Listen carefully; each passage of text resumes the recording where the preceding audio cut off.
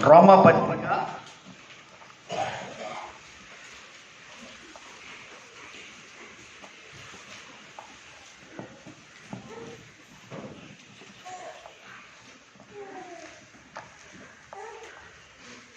14వ అధ్యాయం.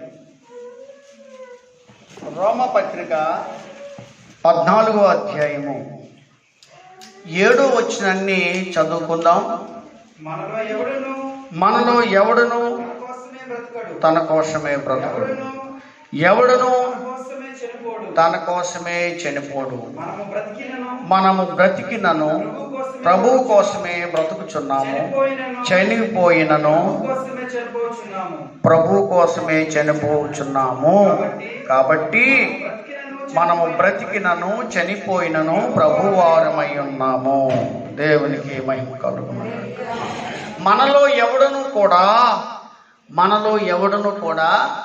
చెప్పండి, తన కోసమే బ్రతకడు. మనలో ఎవడును కూడా తన కోసమే బ్రతకడు. హల్లెలూయా. నిజం, ఇది వాస్తవమే కదా.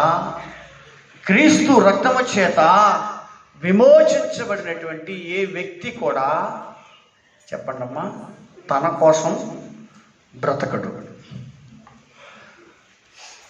తన కోసం బ్రతకడు. ఎవరి కోసం బ్రతుకుతాడు? దేవుని కోసమే బ్రతుకుతాడు.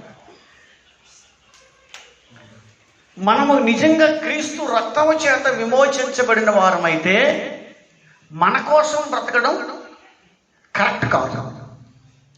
ఎవరి కోసం బ్రతకాలా? ప్రభువు కోసం బ్రతకాల. ప్రభువు కోసం బ్రతకాల.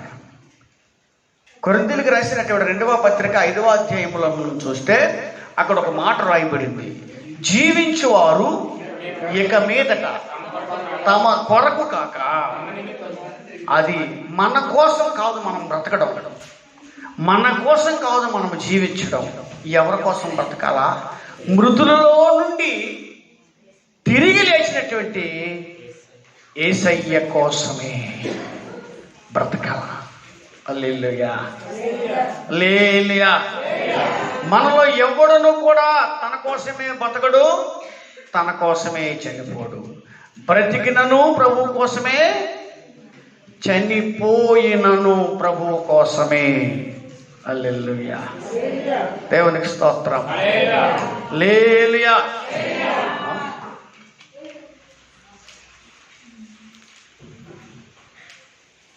కొంతమంది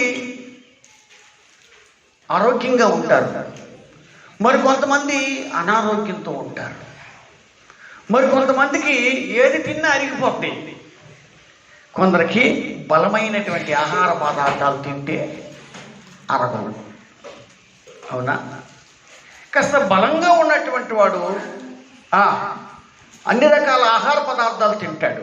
ఎందుకు తినాలి? ప్రభు కోసం తినాలి. తను ఇంకా బలంగా ఉండాలి, ఆరోగ్యంగా ఉండాలి. మరి బలహీనుడైతే మాంసం తినలేడు. 4 రకాల మాంసం కూరలు తినలేడు. బలహీనుడైతే ఏవో కాయగూరలు తింటాడు, బలహీనమైనవి తింటాడు. నిజం, బలహీనుడు అవే తినాలి. ఎందుకు? ప్రభు కోసం తను బ్రతకాలి కాబట్టి. ఆమేన్. ఆరోగ్యంగా ఉన్నవాడు ఏది తినేసినా పర్వాలేదు. అనారోగ్యంతో ఉన్నవాడు బలమైన ఆహార పదార్థాలు తినకూడదు. ఎందుకు అనంటే తాను ప్రభువు కోసం బ్రతకాలి. హల్లెలూయా, దేవునికి స్తోత్రం. హల్లెలూయా. ఇప్పుడు కొంతమందికి షుగరు, బీపీలు ఇలాంటివన్నీ ఉంటాయి కదా. ఉంటాయో ఉండవు? చాలా మందికి ఇవి ఎక్కువ ఉన్నాయి, చాలా మందికి ఉన్నాయి. బీపీ, షుగర్లు అనేవి అందరికీ ఉన్నాయి, చాలా మందికి ఉన్నాయి. కాబట్టి బీపీ, షుగర్ ఉన్నటువంటి వాళ్ళు, బీపీ, షుగర్ మెయిన్ ఏంటంటే బీపీ కంటే షుగరు ఇంకా డేంజర్. ఆ షుగర్ ఉన్నటువంటి వాళ్ళు తిండిని కంట్రోల్ చేసుకోవాలి. మెయిన్ ఏంటంటే భోజనాన్ని కంట్రోల్ చేసుకోవాలి. మరి దొరికింది కదా అని చెప్పేసి ఏది పడితే అదే తినేస్తే చాలా డేంజర్. హల్లెలూయా. ఇంకో సంగతి ఏంటంటే షుగర్ పేషెంట్లకి ఆకలి ఎక్కువ, వారికి ఆకలి ఎక్కువ వేస్తుంది కాబట్టి దొరికినవన్నీ తినేయాలనిపిస్తుంది, కానీ తింటే ప్రమాదం. హల్లెలూయా. తినకూడదు, తినదగినవే తినాలి, తినకూడనివి తినకూడదు. ఎందుకు అనంటే వాళ్ళు ప్రభువు కోసం బ్రతకాలి. ఆమేన్. హల్లెలూయా. దేవునికి స్తోత్రం. ఏది పడితే తినేస్తాను, బతికినంత కాలం బతుకుతాను, చచ్చిపోతాను అని అంటే కుదరదు. నువ్వు బ్రతకాలి. దేవునికి మహిమ కలుగును గాక. నువ్వు కొన్ని జాగ్రత్తలు పాటిస్తే నువ్వు బ్రతుకుతావు. ఇప్పుడు వినండమ్మా, మనం చచ్చిపోయిన తర్వాత ప్రభు కోసం ఏమైనా చేయగలమా? ఏం చేయగలం? ఏమి చేయలేం. బతుకుంటే ఏదో ఒకటి చేయగలం. అంచేత ఏంటంటే ఎవరైనా సరే బతకాలనే కోరుకోవాలి, కానీ చనిపోవాలని కోరుకోకూడదు. ఒకవేళ ఆయన నామము నిమిత్తమై చావు వస్తే, ఆయన సెలవు ప్రకారంగా చావు వస్తే దేవునికి స్తోత్రం, పర్వాలే. హల్లెలూయా.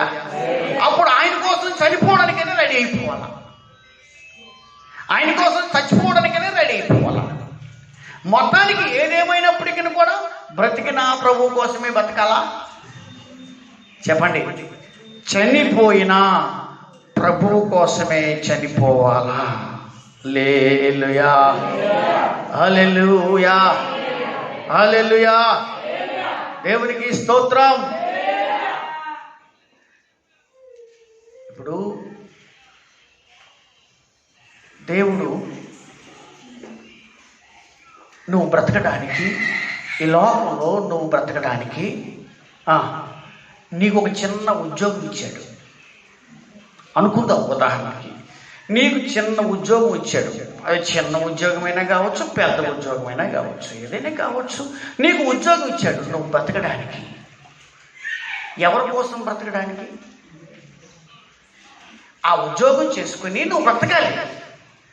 లేదా ఒక వ్యాపారం, లేదా వ్యవసాయం, లేదా ఇంకొక పని, ఏదో ఒక పని. ఎందుకు నీకు ఇస్తున్నాడు బాబా? చెప్పండి. ఎందుకు ఇస్తున్నాడు? నువ్వు ప్రభు కోసం బ్రతకడానికి. నువ్వు బతకాలి ఈ భూమి మీద కొంతకాలం. నువ్వు శరీరంతో జీవించాలి. నువ్వు జీవించాలంటే నీకు డబ్బులు అవసరం, నువ్వు జీవించాలంటే నీకు ఆహారం అవసరం. ఇవన్నీ ఎలా వస్తాయి?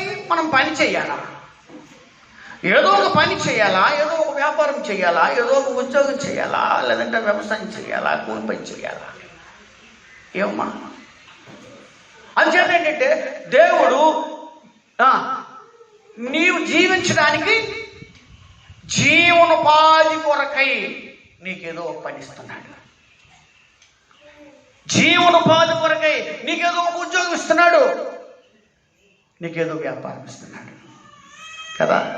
అది చేస్తూ నువ్వు దేవుని కోసం బ్రతకాలి. అయితే ఇక్కడ పెద్ద సమస్య ఏంటో తెలిసిన, దేవుడు జీవించడం కోసం నీకేదో పని ఇస్తే ఆ పని మీదే పడిపోయి,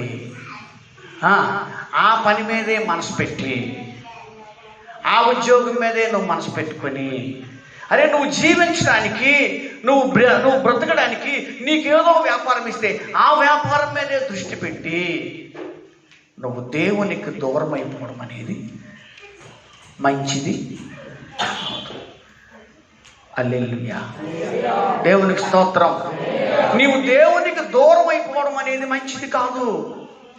నీ ఉద్యోగము, నీ వ్యాపారము, నువ్వు చేస్తున్నటువంటి అది ఏ పనైనా సరే అది నీ దేవునికి నిన్ను దూరం చేయకుండా జాగ్రత్త పడాలి. అప్పుడే నువ్వు ప్రభువు కోసం బతికినట్టు రుజువు. హల్లెలూయా, హల్లెలూయా. దేవునికి స్తోత్రం. అప్పుడే నువ్వు ప్రభువు కోసం జీవించినట్టు. ఇప్పుడు కొంతమంది ఏం చేస్తున్నారు అని అంటే ఆదివారం పూట కూడా ప్రభు సన్నిధికి రాలేకపోతున్నారు. ఎందుకు అంటే మాకు సెలవు ఇవ్వలేదండి అంటారు. మాకు ఆదివారం సెలవు ఇవ్వలేదండి, మాకు రావడానికి అవ్వలేదండి అని అంటారు.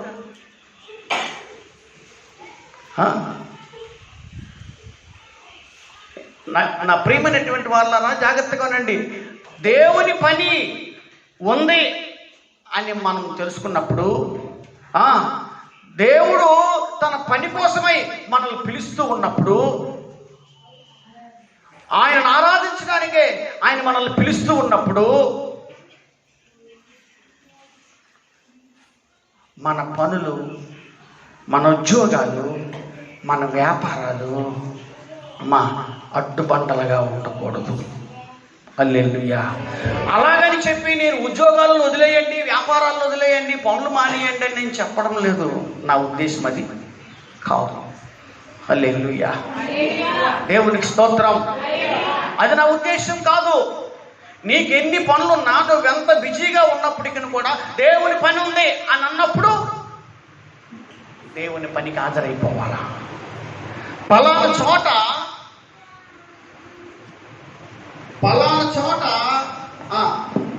చోట ప్రార్థన కూడిక ఉంది అని నీకు తెలిసినప్పుడు అక్కడికి హాజరైపో. పలానా మీటింగ్ ఉంది అనే సంగతి నీకు తెలిసినప్పుడు అక్కడికి హాజరైపోవాలి. ఆదివారము ఎట్టి పరిస్థితుల్లోనూ కూడా నువ్వు అటు ఇటు పెట్టడానికి లేదు. నువ్వేదో పని చేసుకోవడానికి లేదు. ఖచ్చితంగా నువ్వు రావాలి. నువ్వు ఖచ్చితంగా రావాలి. అలాగా ఆ విధముగా అమ్మా నువ్వు నీ పనులు చేస్తూ, దేవుడు నీకు ఇచ్చినటువంటి ఉద్యోగం చేస్తూ, దేవుడు నీకు ఇచ్చినటువంటి వ్యాపారం చేస్తూ, ఇటు ఆయనతో కూడా సరైన సంబంధం కలిగి ఉన్నప్పుడే నువ్వు దేవుని కోసం బ్రతుకుతున్నట్టుగా రుజువు. నిజమా మొత్తం చెప్పండి. దేవునికి మహిమ కలుగును. హల్లెలూయా. నీకే పని పాటు లేనప్పుడు, ఏ ఉద్యోగం సొంతం లేనప్పుడు, దేవా నాకు సాయం చేయవా నాయనా, అయ్యా నేను బ్రతుకు జీవించలేకపోతున్నాను, నా భార్య బిడ్డలు పోషించుకోలేకపోతున్నాను, ఇల్లు గడవడం లేదు నాయనా, నాకేదో పని ఇప్పించండి, నాకేదో ఒక వ్యాపారం వచ్చేలా చేయండి, నాకు ఉద్యోగం వచ్చేలా చేయండి. నువ్వు ప్రార్థన చేస్తున్నావు. నీకోసం పాస్టర్ గారు కూడా ప్రార్థన చేస్తున్నాను కదా. దేవుడు ప్రార్థన ఆలకించాడు, నీకు మంచి వ్యాపారం ఇచ్చాడు. కానీ నువ్వేమో దేవునికి గుడ్ బై చెప్పావు.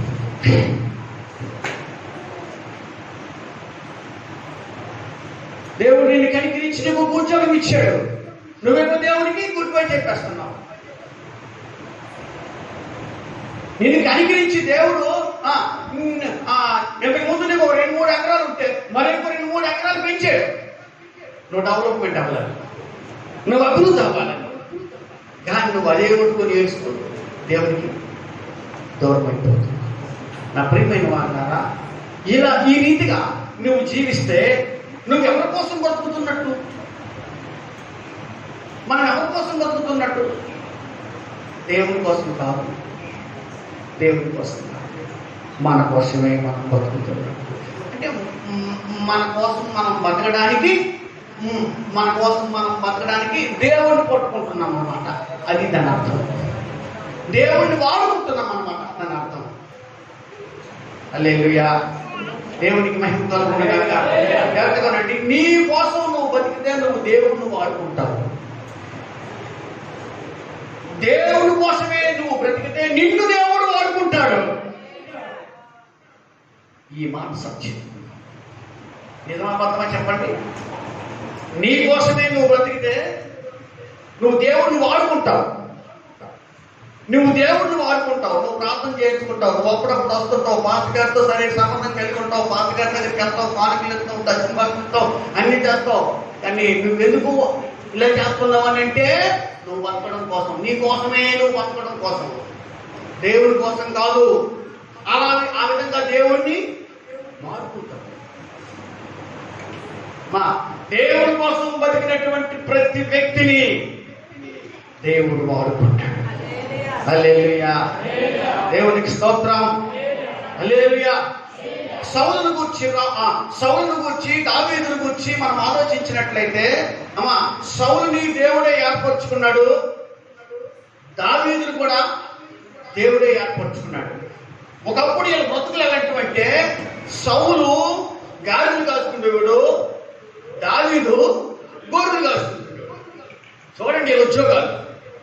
వీళ్ళ ఉద్యోగాలు చూసారా? ఆయనేమో ఎవరు గాడిదలు కాసుకుంటేవాడు, ఈయనేమో గొర్రెలు కాసుకుంటూ ఉండేవాడు. ఆ గాడిదలు కాసుకున్నటువంటి వ్యక్తిని దేవుడు పిలిచాడు. ఎవరు? సౌలు దేవుడు పిలిచాడు. సౌలు దేవుడు ఏర్పరచుకున్నాడు. ఇశ్రాయేలీయులకు రాజుగా నియమించుకున్నాడు. కానీ ఆ వ్యక్తి ఏం చేశాడు తెలిసిన? దేవుని కోసం బతకలేదు, తన కోసమే బతికాడు. అంటే ఇంకా చెప్పాలంటే సౌలు దేవుణ్ణి వాడుకున్నాడు. సౌలు దేవుణ్ణి వాడుకున్నాడు. అయితే దావీదు గురించి మనం ఆలోచిస్తే దావీదు అలా కాదు. దావీదు అలా కాదు. దావీదు దేవుడి కోసమే బ్రతికాడు. అందుచేత దేవుడు దావీదుని వాడుకున్నాడు. హల్లెలూయా, దేవునికి స్తోత్రం. మీరు చూడండి బైబిల్లో దావీదు చరిత్ర, సౌలు చరిత్ర, ఈ రెండు చరిత్రలు మీరు చూడండి. రెండు చరిత్రలు మీరు చదవండి, మీకు అర్థమైపోతుంది. హల్లెలూయా.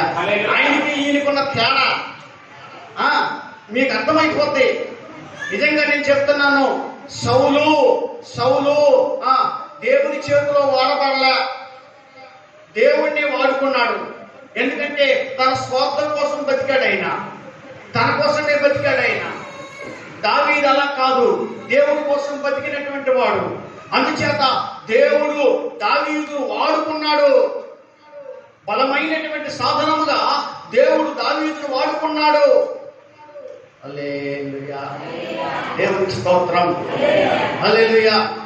ఒకసారి ఆలోచించండి, దావీదును దేవుడు వాడుకున్నాడు అని అనడానికి ఆధారం ఏంటో తెలుసునా? దావీదే కదా 1వ కీర్తన రాశాడు. ఎవరు రాశాడు? దావీదు రాసిన కీర్తనే కదా. దావీదు రాసినటువంటి ఆ కీర్తనలో ఏముంది? దుష్టుల ఆలోచన చప్పున నడవక, పాపుల మార్గమున నిలవక, అపహాసకులు కూర్చుండే చోటున కూర్చుండక, తర్వాత యెహోవా ధర్మశాస్త్రమునందు ఆనందించుచు దివారాత్రులు దానిని ధ్యానించేవాడు ధన్యుడు అని దావీదు రాశాడు. అంటే దావీదు ఆ మాటలు రాశాడంటే జాగ్రత్తగానండి, దేవుడు దావీదు చేత ఆ మాటలు రాయించాడంటే ఆ మాటలు ప్రకారంగా అతడు జీవించే ఉంటాడు. అది విషయం. హల్లెలూయా. ఆ మాటల ప్రకారంగా అతడు జీవించే ఉంటాడు. అంటే దావీదు యెహోవా ధర్మశాస్త్రమునందు ఆనందించేవాడు. దివారాత్రులు కూడా దేవుని యొక్క ధర్మశాస్త్రాన్ని ధ్యానం చేశాడు. ఒకసారి ఆలోచించండి, దివారాత్రులు ధ్యానం చేసుకుని కూర్చోవడానికి దావీదుకి ఖాళీ ఉంటుందా? అసలు దావీదు ఎవరు? రాజమ్మా, ఇశ్రాయేలీయులు పరిపాలించినటువంటి రాజు. ఇప్పుడు ముఖ్యమంత్రికి చర్చికి వెళ్ళడానికి ఖాళీ ఉంటుందా? ముఖ్యమంత్రికి ప్రార్థన చేసుకోవడానికి ఖాళీ ఉంటుందా? ముఖ్యమంత్రికి బైబిల్ చదువుకోవడానికి ఖాళీ ఉంటుందా? బాబా, ఎంతమంది ఆయన దగ్గర ఉంటారు? ఎన్ని అపకాలు ఉంటాయి వాళ్ళకి? ఎక్కడికెక్కడికో వెళ్ళాలి. ఒకసారి ఆలోచించండి. అలాగే ఇశ్రాయేల్ ప్రజలు మరి ఎంతో మంది ఆయన దగ్గరకు వస్తూ ఉంటారు. ఎంతో మంది న్యాయం కోసం ఆయన దగ్గరకు వస్తూ ఉంటారు. ఆ వచ్చినటువంటి వాళ్ళందరికీ ఆయన సమాధానం చెప్పాలా, అవసరమైతే అడ్డెళ్ళాలి, ఇడ్డెళ్ళాలి, తిరగాల. అంత బిజీ రాజుకి, అంతే కదమ్మా, అంత బిజీ అయినా అతడు దివారాత్రులు. హల్లెలూయా, దేవునికి స్తోత్రం. అంటే ఆయన ఎక్కువ సమయం దేవుడితో ఉండేవాడు. అతడు ఎంత బిజీగా ఉన్నప్పటికీ కూడా దేవుడికి ఇవ్వాల్సిన సమయం దేవుడికి ఇచ్చేవాడు. అతడు ఎంత బిజీగా ఉన్నప్పటికీ కూడా దేవుడి యొక్క వాక్యాన్ని ధ్యానం చేసేవాడు. ఆయనకి దేవుడు అంటే పిచ్చి, దేవుడు అంటే ఆయనకి ప్రేమ, దేవుడు అంటే ఆయనకి ఆసక్తి. ఏమండి, ఒక పక్క ఇశ్రాయేలీయులను పరిపాలిస్తూ ఇంకో పక్క ఏం చేసేవాడు తెలిసిన? జీవము కలిగినటువంటి దేవునికి ఒక మందిరము కట్టబడాలని చెప్పేసి ఆయన అటు తిరిగి ఇటు తిరిగి అటు వెళ్ళి ఇటు వెళ్ళి ఆ మందిరానికి కావలసినవన్నీ పోగు చేశాడు. ఆ మందిరానికి కావలసినవన్నీ పోగు చేశాడు. అలా కాకుండా, అంతేకాకుండా ఆయన సంపాదించినటువంటి ఆస్తిలో కూడా ఒక భాగాన్ని మందిరం కోసం కేటాయించుకున్నాడు.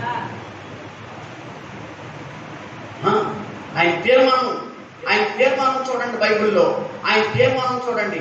ఎలాంటి తీర్మానం చేసుకున్నాడో తెలిసినా, అంత బిజీగా ఉన్నటువంటి ఆ చక్రవర్తి ఎలాంటి తీర్మానం చేసుకున్నాడో తెలిసినా, యాకోబు చూడండి 132వ కీర్తనలో ఆ మాటలు రాయబడ్డాయి. ఆయన తీర్మానం చూడండి ఎలా ఉంటుందో. చదవండి ఒకసారి చూడండి, చదవండి. యాకోబు యొక్క బలిష్ఠునికి మొక్కుబడి చేసెను. ఆయన మొక్కుబడి చేసుకున్నాడట. ఎట్లనగా, యెహోవాకు ఒక స్థలము చూచినంత వరకు, యాకోబు యొక్క బలిష్ఠునికి ఒక నివాస స్థలము నేను చూచినంత వరకు, నా వాస స్థానమైనటువంటి గుడారములో నేను ప్రవేశించను, నేను పరుండ మంచం మీదకి ఎక్కను, నా కనులకు నిద్ర రానివ్వను. అదండి అమ్మాయి తీర్మానం ఏంటంట, నా దేవునికి ఒక స్థలం నేను చూచినంత వరకు, నా దేవునికి ఒక మందిరాన్ని ఏర్పరిచినంత వరకు నేను మంచం మీదకి ఎక్కను. నా మంచం మీదకి నేను ఎక్కను అంటే నా భార్యతో కూడా నేను ఇంకా ఉండను, నా సుఖాలను కూడా నేను చంపుకుంటాను, నా కన్నులకు నేను నిద్ర రానివ్వను, నా దేవునికి నేను ఒక స్థలం చూడాలి. అలాంటి తీర్మానం చేసుకొని ఆయన ఎక్కువ సమయం ప్రాంతంలో గడిపేవారు. ఒకసారి మీరు ఆలోచించండి, దావీదు ఇశ్రాయేలుని పరిపాలించినటువంటి చక్రవర్తి కదా. మరి ఆ కానాన్ దేశం అంతా దావీదు ఆధ్వర్యంలోనే ఉంటది కదా, దావీదు చేతుల్లో ఉంటది కదా. అలాంటి దావీదుకి స్థలాలు కొరువా? అలాంటి దావీదుకి స్థలం కొరువా? ఇప్పుడు ఒక ఎమ్మెల్యే ఉన్నాడు అనుకోండి, ఈ ఎమ్మెల్యేకి మొత్తం ఈ ఏరియా అంతా ఎమ్మెల్యే స్వాధీనంలో ఉన్నట్టుగా ఉంటుంది. ఆయనకి నచ్చినట్టుగా చేసుకోవచ్చు. దేవునికి స్తోత్రం కదా. అలాంటిది అతను ఒక చక్రవర్తి, ఇశ్రాయేలుని పరిపాలించినటువంటి చక్రవర్తి. ఆయన యొక్క స్థలాల గురించి ఆలోచించడం ఏంటి? ఎక్కడైనా సరే ఆయన నచ్చినటువంటి స్థలంలో మందిరం కట్టవచ్చు.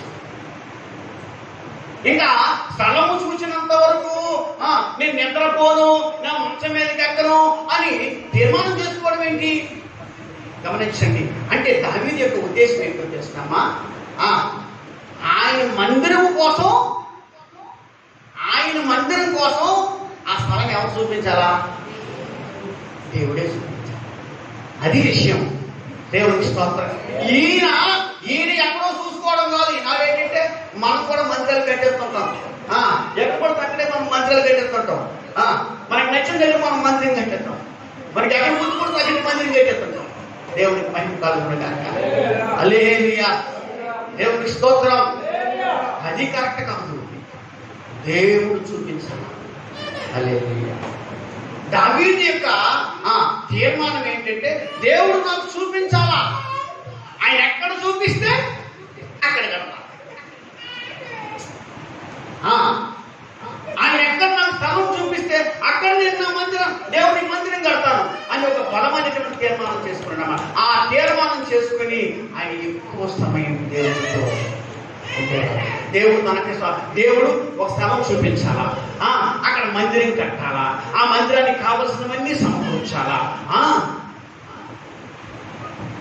ఆయన సొంత ధనాన్ని కూడా కొంత ఖర్చు పెట్టడానికి తీర్మానం చేసుకున్నాడు. నా ప్రియమైన వాళ్ళారా, నేను ఎందుకంటే ఈ విషయాలు చెప్తున్నాను? ఇప్పుడు ఇశ్రాయేలుని పరిపాలిస్తున్నటువంటి చక్రవర్తికి ఇంత పిచ్చి ఎందుకు, ఇన్ని ఆలోచనలు లేదా, ఈ దేవుని కొరకు ఎందుకు ఆయనకి ఆ పిచ్చి అని అంటే అదంతే. ఎందుకంటే అతడు దేవుని మనిషి. హల్లెలూయా. అతడు దేవుని చేత ఏర్పరచబడినటువంటి వాడు. అతడు దేవుని కోసమే బ్రతికాడు. అతడు దేవుని కోసమే జీవించడానికి తన జీవితాన్ని సమర్పించుకున్నాడు.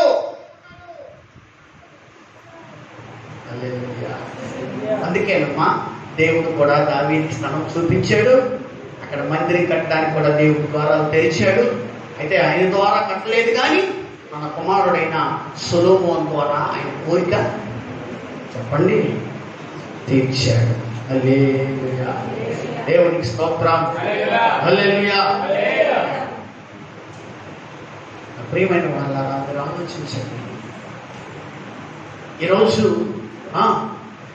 నీవు క్రీస్తు రక్తము చేత విమోచించబడిన మనిషివి కదా, నీవు ఆయన బిడ్డవు కదా, ఆయన నిన్ను కొనుక్కున్నాడు కదా.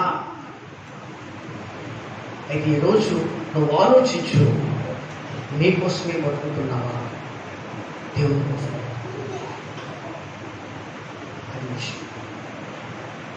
నువ్వు నీ కోసమే బ్రతికితే అది స్వార్థం, నువ్వు దేవుడి కోసం బ్రతికితే అది నిస్వార్థం. దేవునికి మహిమ కలుగునుగాక. ఇది వాస్తవం. మన కోసం మనం బ్రతికితే అది స్వార్థం, దేవుడి కోసమే మనం బ్రతికితే అది నిస్వార్థం. దేవుడి కోసం బ్రతకాలి. నీకెంత పని ఉన్నా, ఏదేమైనప్పటికీ కూడా దేవుడికి ఇవ్వాల్సిన సమయం దేవుడికి ఇవ్వాలి.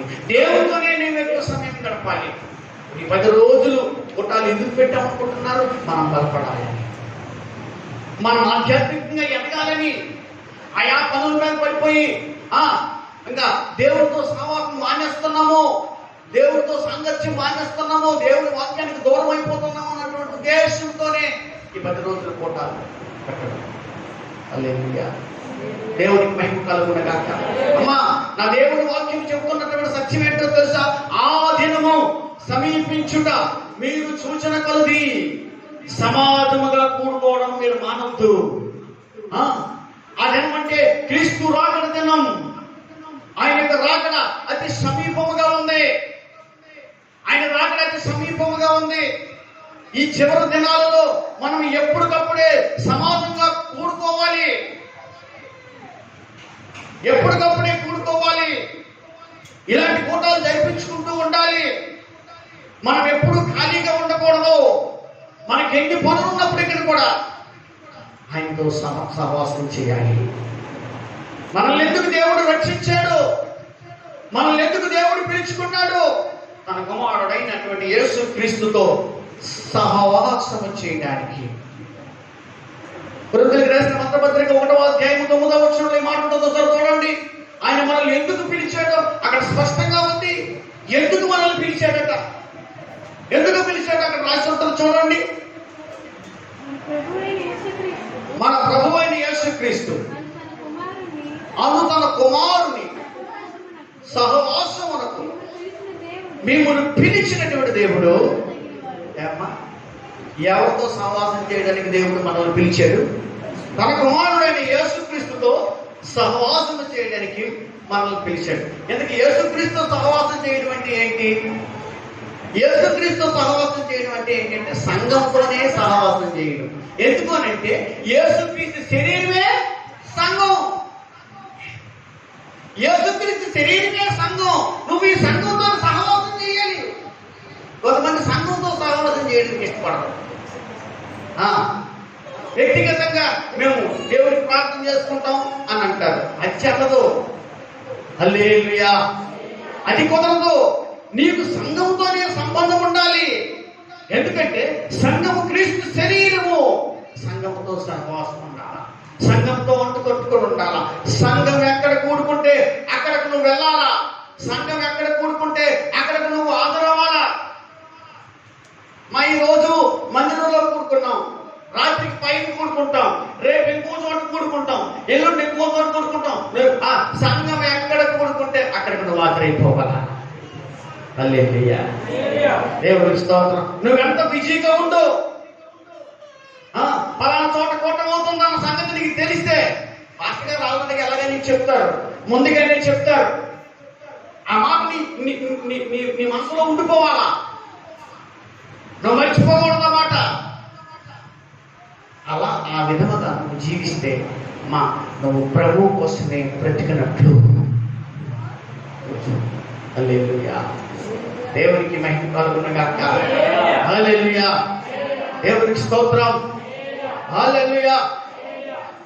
ఇంకొక సంగతి చెప్తాను. ప్రభు కోసం బ్రతకాలని తీర్మానించుకున్నవారు, వినండి, ప్రభు కోసమే బ్రతకాలని తీర్మానించుకున్నటువంటి వారు వారికి కలిగింది ఏది కూడా వారిదని అనుకోరు. వారికి కలిగింది ఏది కూడా వారిదని అనుకోరు. చూడండి ఒకసారి అపొస్తలుల కార్యములు 4వ అధ్యాయము. అపొస్తలుల కార్యములు 4. ఇక్కడ ప్రభు కోసమే బతికినటువంటి సంఘం కనబడుతుంది. ప్రభు కోసమే జీవించినటువంటి సంఘం కనబడుతుంది. 4వ అధ్యాయంలో మనం చూస్తే అక్కడ రాయబడిన మాట చూడండి. 4:32. విశ్వసించినటువంటి వారందరూ అంటే ఎవరిని? యేసుక్రీస్తుని విశ్వసించినటువంటి వారందరూ, క్రీస్తు రక్తము చేత విమోచించబడినటువంటి వారందరూ. ఏక హృదయము ఏకాత్మయు గలవారయుండి ఎవడనో తనకు కలిగిన వాటిలో ఏది తనదని అనుకునలేదు. ఏంటమ్మా? వారికి కలిగిన వాటిలో ఏది కూడా వారిదని అనుకోలేదట. హల్లెలూయా. అంటే వాళ్ళు సంపాదించుకున్నవి ఏవి కూడా వారివి అన్నట్టుగా వారు తలంచలేదంట. దేవునికి మహిమ కలుగునుగాక. హల్లెలూయా. వాళ్ళు ఎన్ని ఎకరాలు భూమి సంపాదించుకున్నా ఇది మాది అన్న తలంపు వారికి ఉండేది కాదట. వాళ్ళు ఎన్ని ఇల్లులు కట్టుకున్నా ఇవి మావి అన్న తలంపు వారికి ఉండేది కాదట. వాళ్ళు ఎన్ని లక్షల రూపాయలు సంపాదించుకున్నా ఇది మాది అన్న తలంపు వారికి ఉండేది కాదట. అలా అనుకుండేవారు కాదట. హల్లెలూయా. దేవునికి స్తోత్రం. అలా అనుకుండేవారు కాదట. అమ్మ ఇప్పుడు మనం చెప్పరా ఒక బీరువా కొనుక్కుంటే ఇది మాది అంటాం. మేము బీరువా కొనుక్కున్నాం, మళ్ళీ ఆ దారికి పోయిన వాళ్ళు కూడా పిలుస్తాం. ఈ ఆడవాళ్ళకి ఇదొక పిచ్చి. దేవుడు స్తోత్రం. ఈ ఆడవాళ్ళకి ఇదొక పిచ్చి. బీరువా కొనుక్కున్నా, ఫ్రిడ్జ్ కొనుక్కున్నా, లేకపోతే ఏవేవో కొనుక్కొని ఇంట్లో ఉండాల్సిన వస్తువులు కొనుక్కున్నా ఆ వెళ్ళిపోయిన వాళ్ళు కూడా పిలిచి రెండమ్మ రెండు అంటే చూడండి బీరువా కొన్నాం. ఏదో తప్పదన్నట్టుగా వస్తారు కానీ లోపల తిట్టుకుంటారు. దేవుడికి మహిమ కలుగునుగాక. హల్లెలూయా. దేవుడికి స్తోత్రం. చూడండి అలాగా వాళ్ళు ఏవేవో వస్తువులు కూర్చుకొని ఇవి మాది ఇది మాది ఇది మీది. హల్లెలూయా. దేవునికి స్తోత్రం.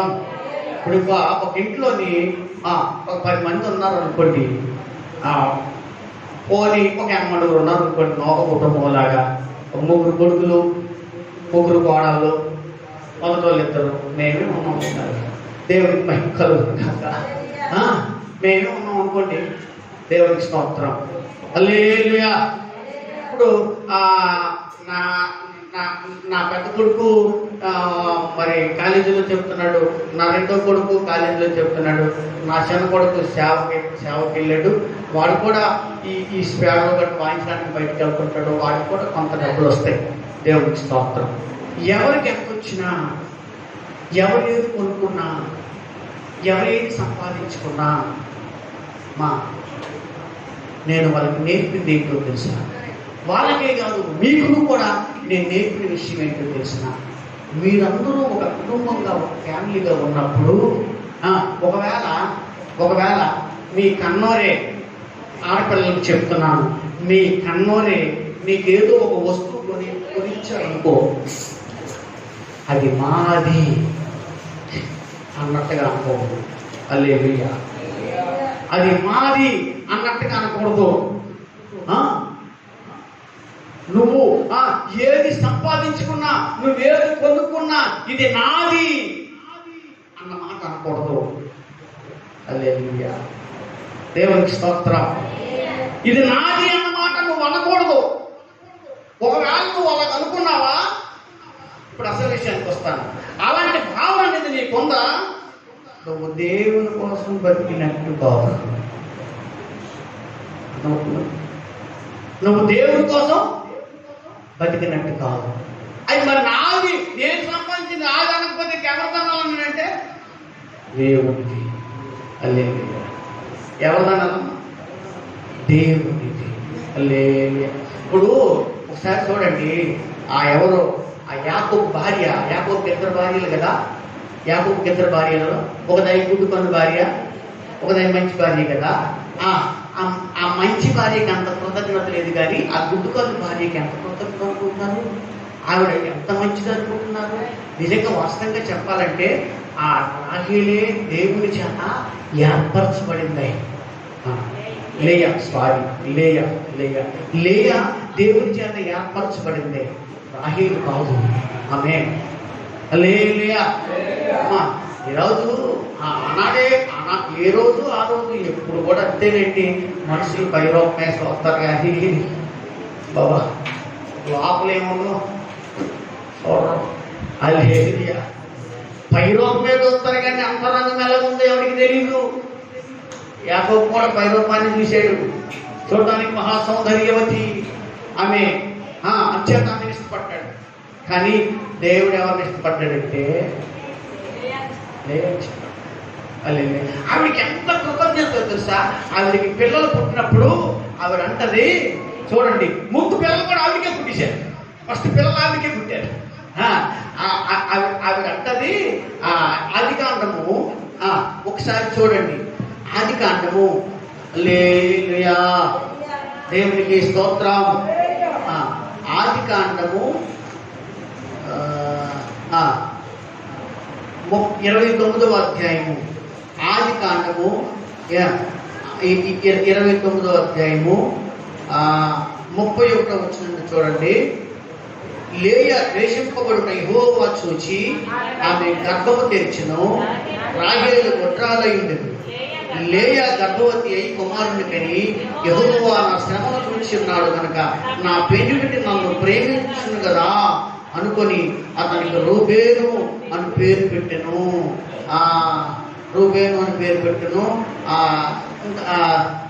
ఇంకా కొంచెం ముందుకు వెళ్దాము. చూడండి,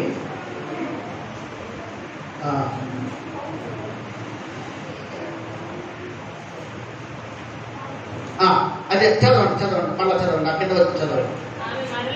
ఆమె మరలా గర్భవతి అయి కుమారుని కని, నేను ద్వేషింపబడుతున్న సంగతి యెహోవా విన్నాడు కనుక ఇతనికి కూడా నాకు దయచేసి అనుకొని అతనికి షిమ్యోను అని పేరు పెట్టాను. ఆమె మరలా గర్భవతి అయి కుమారుని కని, ఈసారి నా వెనుకటి నాతో హత్తుకొని ఉండును, అతనికి 3 కుమారులను కంటిని అనుకొనేను, అందుచేత అతనికి లేవి అను పేరు పెట్టెను. ఆమె మరలా గర్భవతి కుమారుడిని, ఈసారి యెహోవాను స్తుతించదని అనుకుని యోదా. చూడండి, పిల్లలు అంటే ఒక్కొక్క బిడ్డ పుట్టినప్పుడల్లా అమ్మాయ దేవుణ్ణి మహిమపరుస్తూనే ఉంటుంది. ఆమె దేవుడే నాకు ఈ బిడ్డనిచ్చాడు, దేవుడే నాకు ఈ బిడ్డనిచ్చాడు, దేవుడే నాకు ఈ బిడ్డనిచ్చాడు అన్నట్టుగా ఆమె స్తుతిస్తుంది. అంటే ఆమెకు దేవుని పట్ల ఎంత కృతజ్ఞతో ఒకసారి ఆలోచించండి. హల్లెలూయా, దేవునికి స్తోత్రం.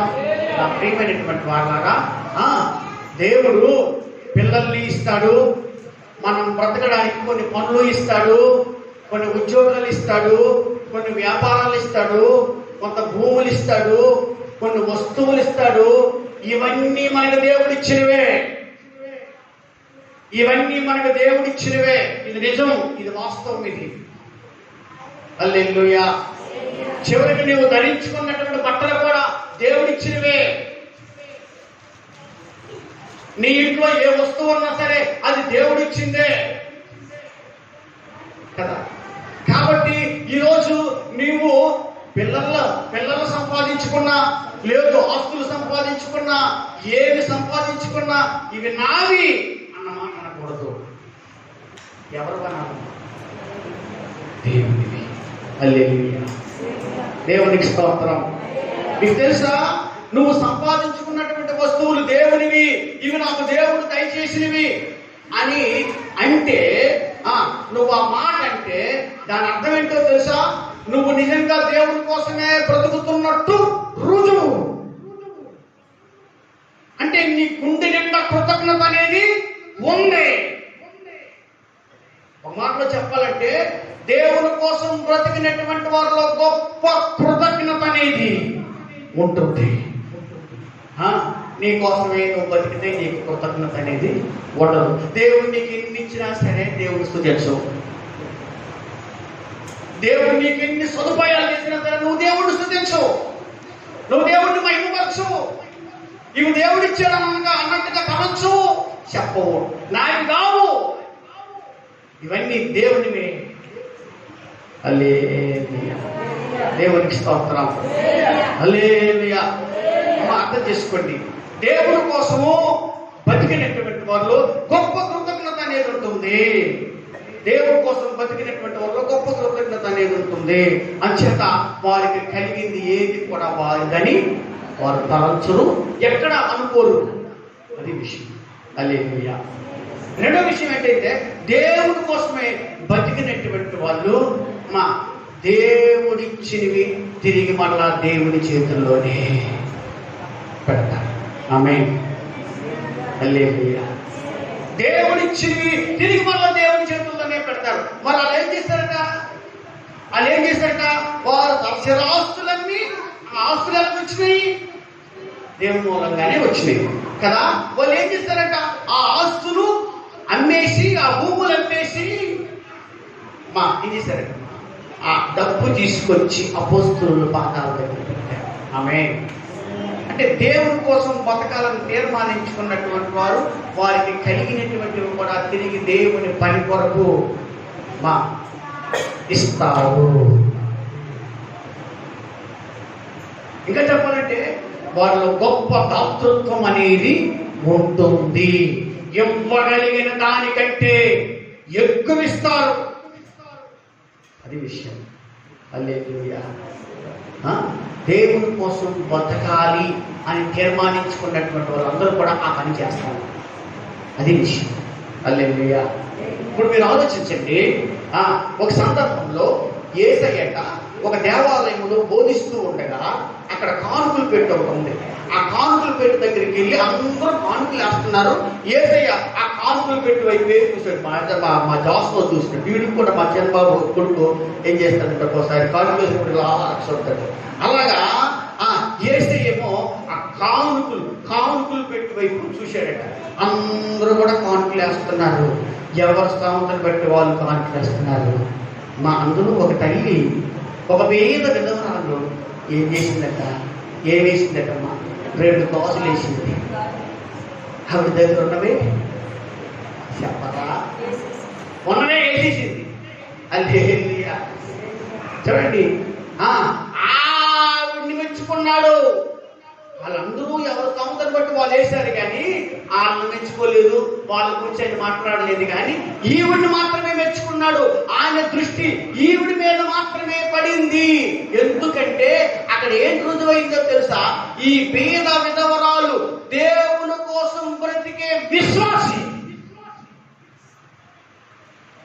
అంతేనా? దేవుని కోసం బ్రతికే విశ్వాసి, దేవుని కోసం బతికినటువంటి విశ్వాసి తన దగ్గర ఉన్నదంతా ఆయనకి ఇచ్చేసి, దేవా నాకేం లేదు ఆయన సాయం చేయను ఆయన అని తిరిగి మళ్ళా దేవుని మీదే అనుకుంటుంది. దేవునికి మహిమ కలుగునుగా. నిజం, ఇది వాస్తవం. దేవుని కోసం బతకాలని తీర్మానించుకున్నటువంటి వారిలో కృతజ్ఞత అనేది ఉంటుంది. దేవుని కోసం బతకాలని తీర్మానించుకున్నటువంటి వారు దేవునికి దానంగా ఇస్తారు.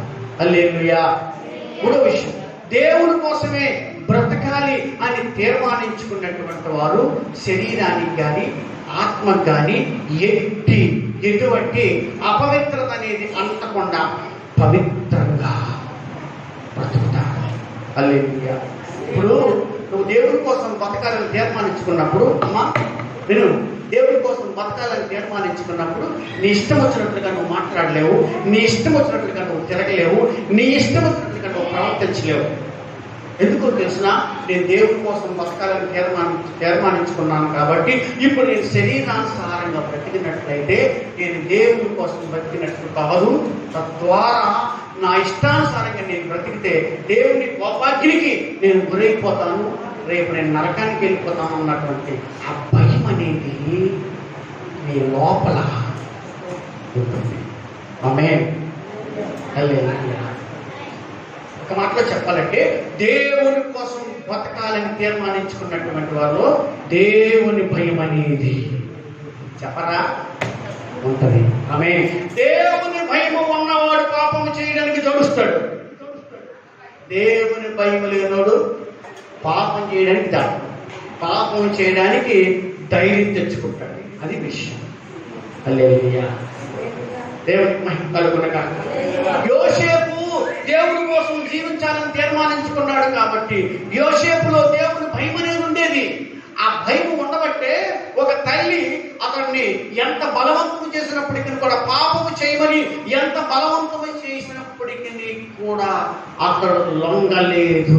ఎందుకో తెలుసా? ఆయనలో ఏముందమ్మా? దేవుని భయం ఉంది. మళ్ళీ నిజం నిజం.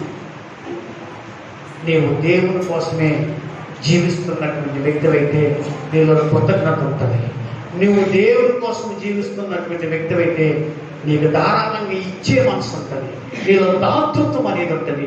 నీవు దేవుని కొరకే జీవించడానికి తీర్మానించుకున్నటువంటి వ్యక్తి అయితే మా పాపము నిన్ను అంటకుండా జాగ్రత్త పడతావు. పాప భీతి అనేది నీ లోపల ఉంటుంది. ఇలాంటివేమీ లేవంటే నువ్వు దేవుని కోసం బతుకుతున్నట్టు కాదు. ఆమె నువ్వు చర్చకు వచ్చింది నీ కోసమే, నువ్వు కానుకిచ్చింది నీ కోసమే, నువ్వు ప్రార్థన చేసింది కూడా నీ కోసమే, నువ్వేది చేసినా నీ కోసమే చేస్తున్నావు తప్ప దేవుని కోసం ఏమీ చేయడం లేదు. నువ్వు దేవుని కోసం జీవిస్తున్నట్టుగా అది రుజువు కాదు.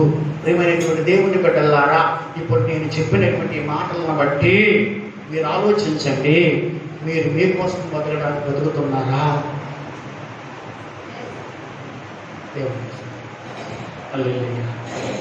దేవుడికి స్తోత్రం. నా యేసయ్య నన్ను పిలిచినప్పుడు నేను ఒకటే తీర్మానం చేసుకున్నాను. బతికినంత కాలమైనా దేవుడి కోసం బతకాలి. వద్దు నాకు ఈ వృత్తి, ఈ పాపిష్టి వృత్తి నాకు వద్దు, ఈ పాపిష్టి వృత్తి నాకు వద్దు అని నా వృత్తిని విడిచిపెట్టేశాను. హల్లెలూయా. నేను బ్రతికినంత కాలమైనా నా యేసయ్య కోసం బతుకుతానని ఒక బలమైన తీర్మానం తీసుకున్నాను. అప్పటికి నా ఆరోగ్యం అంతేం బాగలేదు. నేను అనుకున్నాను ఇంతకాలం బతుకుతాను. అప్పుడు నేను అనుకున్నాను ఇంతకాలము నేను బతకలేను. దేవుడికి స్తోత్రం. నేను అప్పుడు నాకు అలాగ అనిపించింది, నేను ఎంతకాలం బతుకుతాను, అప్పుడు బతికినంతకాలమైన ఆయన సేవ చేస్తే బాగుంటుందని. దేవుడు నాకు సంపూర్ణమైన ఆరోగ్యం ఇచ్చాడు. హల్లెలూయా. దేవుడికి స్తోత్రం. హల్లెలూయా. హల్లెలూయా. కాబట్టి దావీదు అన్నట్టుగానే ఇప్పుడు నేను కూడా అంటాను, నేను చావను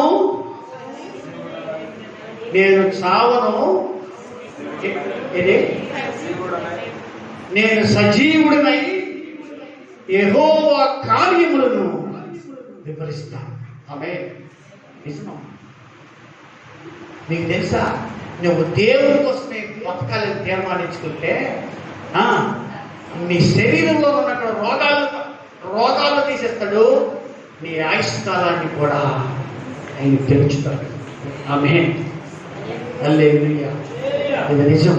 చేత నా ప్రియమైన వాళ్ళారా, నీవు నేను మనమందరం కూడా ఒక తీర్మానం చేసుకోవాలా. ఈరోజు ఈ దినం ఏంటంటే, దేవా ఇంతకాలం నా కోసమే బతికాను, నా కోసమే నేను జీవించాను, ఇక్కడి నుంచి నీ కోసం బ్రతుకుతాను.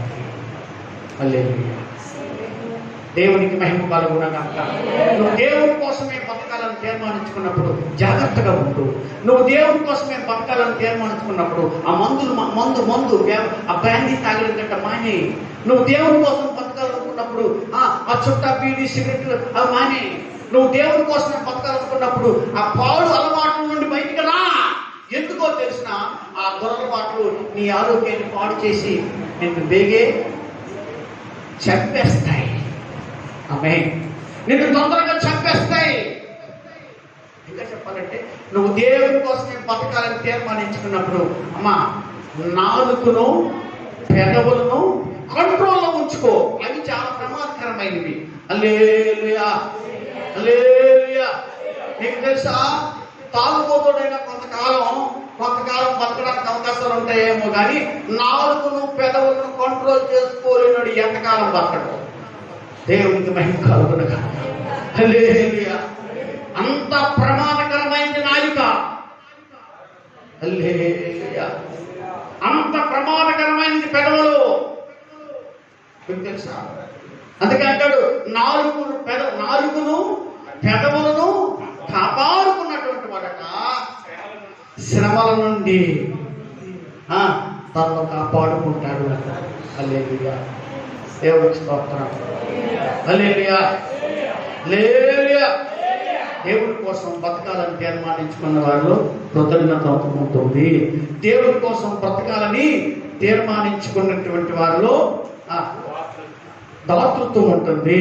దేవుడి కోసం బ్రతకాలన్న అనుకున్నటువంటి వారిలో పవిత్రత అనేది కూడా ఉంటుంది. ఆమేన్. ఆ పవిత్రత అనేది నీలో ఉన్నప్పుడే దేవుని భయం అనేది ఉంటుంది. కాబట్టి అప్పుడు నువ్వు జాగ్రత్తగా ఉంటావు. తినకూడదు మానేస్తావు, తినాల్సినవి తింటావు, వెళ్ళకూడని స్థలాలకు వెళ్ళడం మానేస్తావు, వెళ్ళాల్సిన స్థలాలకి వెళ్తావు. ఇది తప్పు అని అంటే చాలు, ఇంకా నువ్వు ఆ తప్పు చెయ్యడానికి ఒక అడుగైనా ముందుకు వెయ్యవు.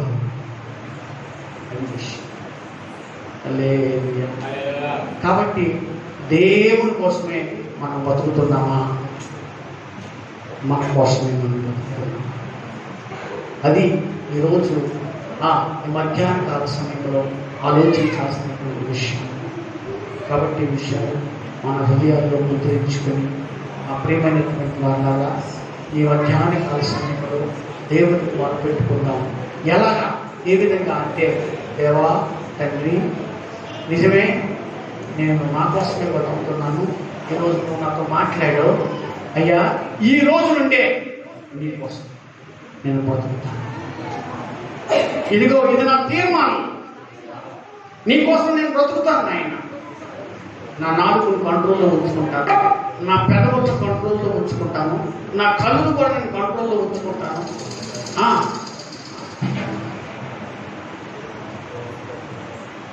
నాకు కలిగింది ఏది కూడా నాదని నేను తలంచను.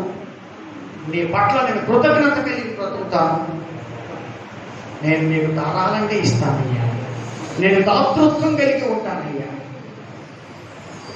నా శరీరానికి, నా ఆత్మకును ఏ విధమైనటువంటి అపవిత్రత అనేది అంటకుండా నేను జాగ్రత్త పడతాను. కాబట్టి ఎంతవరకు నేను చేసిన తప్పులు, నేను చేసిన పొరపాట్లన్నీ క్షమించి మరొకసారి ఈ మధ్యాహ్నకాల సమయంలో నీ రక్తంలో నన్ను కడిగి శుద్ధీకరించండి నాయన అని మీరు మనఃపూర్వకంగా ప్రార్థన చేయండి. దేవుడు మీ ప్రార్థన ఆలోచించనుగాక. కళ్ళు మూసుకోండి. డాడీ మీకు వందనాలు. మహిమ కలిగిన దేవుడా, కృప కలిగిన దేవుడా, నమ్మదగిన దేవుడా, అద్భుత ఆశ్చర్య కార్యాలు చేస్తూ ఉన్నవాడు, మహాకార్యాలు చేస్తూ ఉన్నటువంటి మహాదేవుడా, నీకే వందనాలు. స్తోత్రాలు, స్తోత్రాలు, స్తోత్రాలు.